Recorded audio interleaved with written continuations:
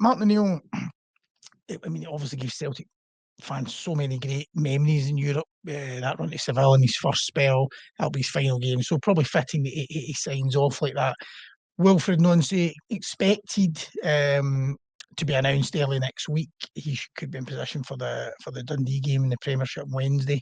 It's funny, but a lot of Celtic fans probably didn't want, Martin O'Neill to be a long-term solution, even till the end of the season after the defeat in Michelin.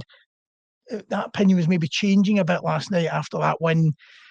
I just wonder how you think that result could have an impact. Do you think it'll put a bit more pressure on Nancy coming in because it's a hard act to follow? Yeah, I think there's a case of that. It felt like Celtic were on their knees when Brendan Rodgers exited just in every facet of the club. The withering statement for Dermot Desmond, the form leading into Rodgers leaving, and Martin O'Neill. It's been a textbook example of good leadership.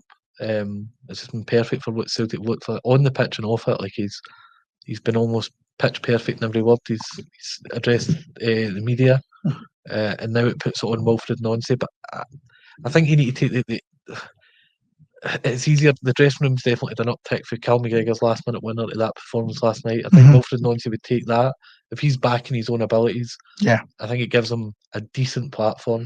The fixtures after the Hibs game are say favourable, but 3 home games. You've got the Dundee, Hearts, Roma. I think that's a good chance to put a marker down what he wants to do. So I think it's added pressure in a way that expectations have now lifted. Yeah. But I think what we know about Wilfried Nancy as a character, I think he seems in position to be able to master that. Yeah. But you know how football fans, you know how it works. It's very fickle. If the new man comes in and, the first bad result he has, or, if they lose in Europe the next time, or they're in charge for the cup final and they didn't win the cup, before you know it, it's going to be, we should have stuck with Martin O'Neill. And that's the kind of that's the kind of pressure he's going to be under. Because there's people saying it now. I mean, so after the result in Rotterdam, some are saying, "Well, why will let Martin O'Neill go? We'd be better just sticking with him at the end of the season." But the one thing they can't do is that halfway house of, Martin O'Neill can stick around and a kind of ambassador role, which is silly because Martin O'Neill is what he is. He's a manager. That's what it is, and he manages people perfectly, and it's worked a treat. But I think it's in defence to O'Neill as well, he's ready to go. That interview last night was the perfect send off as well. And I know he's still got Easter Road to come, but it feels the right fit. And I think Nancy's background and who he is, he'll be quite pleased with that.